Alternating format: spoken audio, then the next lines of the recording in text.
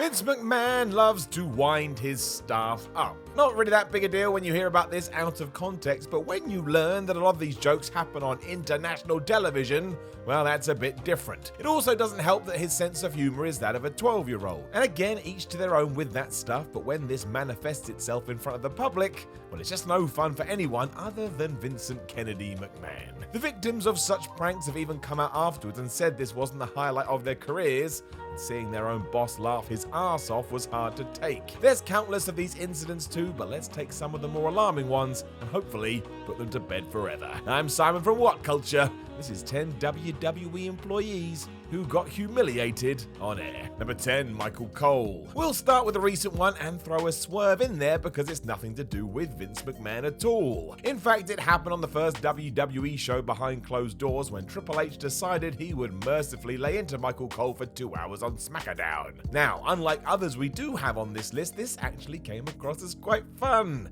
The game ribbed Cole from start to finish, but given WWE's leading commentator was also chuckling away, it felt like a bunch of friends trying to make the best of a bad situation. But Trips mocked Cole for the reaction he gets online, held a camera into his face, and even ruffled up his hair with Mojo Rawley. It was like two older brothers giving the youngest a hard time. It worked in the sense of a distraction, and again the tone was right. Tone is something we're going to talk about a lot for the rest of this video. Number 9, Mike Knox. While a lot of these skits happen backstage or away from the ring, that's not always the case. When Mike Knox was brought into the WWE in 2006, many people saw his potential. He could at least be a solid mid-card heel and just needed the right booking and protection. He did not get it. Instead, at that year's Survivor Series, he came up against Shawn Michaels, who absolutely ruined him. Not only did he pretend to have no clue who Knox was when they went face to face, HBK continued this line of questioning after he had super kicked Mike's head off.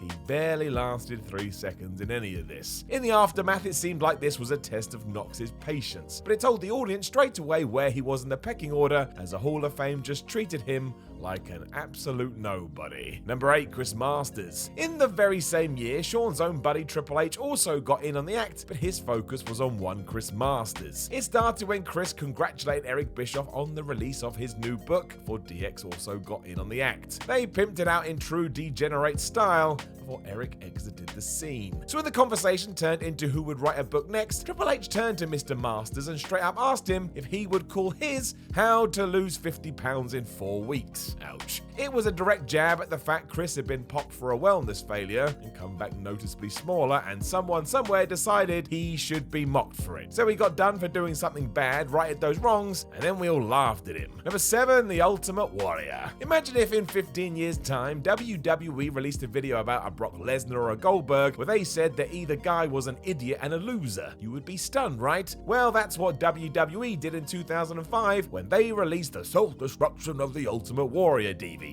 Despite once seeing him as the successor to Hulk Hogan, everyone and their dog decided to completely bury the former champion, as we were told he was rubbish in the ring and ass behind the scenes and just an all-round dumbass. None of it mentioned how he had been a huge draw for the company in the early 90s, or how they were the ones to push him to the moon. They wanted the story to change, so they did, and that shifted again in 2014 when he was inducted into the Hall of Fame. I think in many ways that sums it up. Obviously, none of this takes away from the controversial things he said throughout his life, but on the wrestling side, it was one of the biggest burials WWE has ever done. Nobody saw it coming. Number 6, Mickie James. In late 2009 and early 2010, WWE put together a storyline where Michelle McCool and Layla just laid into Mickie James because she was fat. The pair would call her Piggy James, which speaks for herself. This was baffling to watch because it would be like me shouting at you that I have hair. I do not. Now, of course, neither McCool or Layla thought this and were playing roles, but I dare someone to tell me this didn't affect Mickie somewhat. Go and watch these segments back and keep an eye on her reaction. She doesn't look pleased or comfortable at all, and even though James did get her revenge in the end, none of this felt nice or fun. There was also this nasty undercurrent that WWE was underlining the idea that unless you're stick thin, you couldn't be a diva,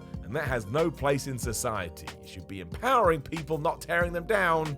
Just a period that's worth forgetting. Number 5. Trish Stratus. There is a fine line between reality and fiction, especially in wrestling. Given that we're blurring the lines with that very intention, some stories can get real muddy real fast, as they did with Trish Stratus and Vince McMahon in 2001. Happening on a March edition of Raw, the boss of the company yells at Trish to strip down to her underwear and then bark like a dog. It's even worse now than it was then, and trust me, it was awful 20 years ago, and if anyone who doesn't watch wrestling sees it, that is it. They will never be tuning in again. You can't blame them. And not only does McMahon get well too into this, Trish looks mortified. Seeing all the men in the crowd cheer it on just buries it further. It's like everything that's wrong with wrestling is on show for all to see, as those pulling the strings are blissfully unaware. It was so bad even WWE, an organization that usually gets ignored, were pulled up on it, as McMahon went on television and defended it and shouted at the top of his lungs in the process. His big claim was that nobody got it. I'm not sure anybody actually did, including the fans. Number 4. Natalya. I still don't get this or what the point was. In 2012, the idea for Natalya was that she was going to fart a lot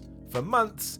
I am not joking. Somehow Natty was meant to keep a straight face for all of this, as she found herself in dumber and dumber situations. For example, one time her and Beth Phoenix were doing warm-up squats as Neidhart just popped away. This also happened in front of management one time, but again, Natty had to no-sell it while those around her stared onwards with shame. This was bad. I'm not saying toilet humor can't be funny, immature nonsense is fine. WWE runs this kind of thing into the ground, and within a week it was turn off the television worthy. As ever, it was just dropped from nowhere, because why the hell would you give an explanation for anything? And we never discovered what the point was. Number 3. DDP. DDP was the man in WCW. He called himself the People's Champion, and that's because he truly was. He had earned everybody's respect by rising to the top despite all the odds. Fans couldn't get enough. That's why when he debuted on Raw in 2002, the audience lost their damn minds. Diamond Dallas Page was finally here. And then what did we do? Well, we turned him into some weird stalker that was obsessed with The Undertaker's wife. The whole thing was doomed. For some reason, being a former WCW champion and a main eventer wasn't a big enough character for Vince McMahon, so he came up with a new one. Taker ruined him in this feud too, right down to his beau Sarah also getting a win over Dallas, and when this had played out, all of the momentum was dead. It was all done to remind the crowd that World Championship Wrestling guys weren't as good as WWE guys, and was another reason the invasion angle didn't work. Number 2. Bret Hart. No matter what, we will never be able to escape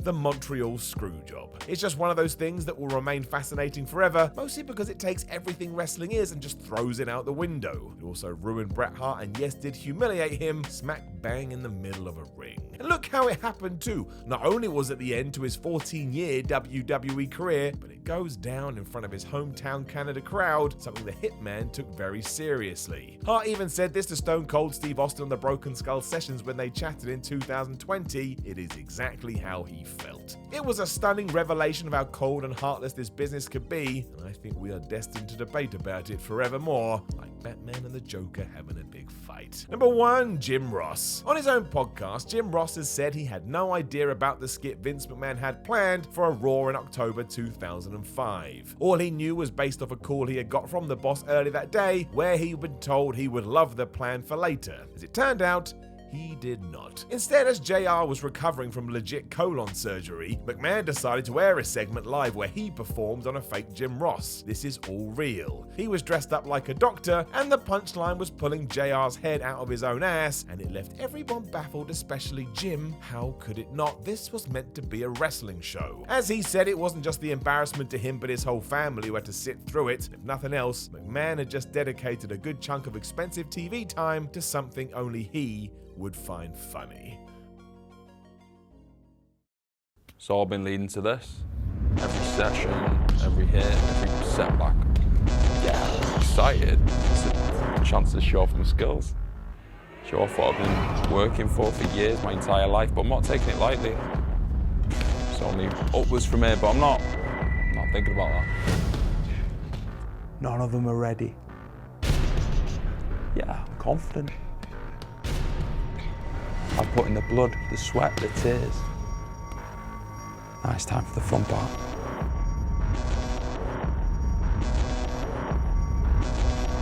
The hell are you doing? I'm doing a lift.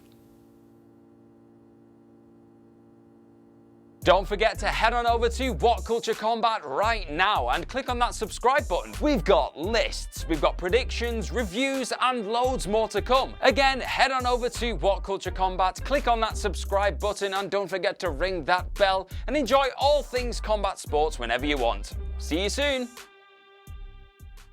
Know of any other WWE employees who got humiliated on air? Make sure you let us know in the comments below, and don't forget to like the video, share the video, and subscribe. Follow What Culture on Twitter at What Culture WWE, and watch more videos here on What Culture Wrestling.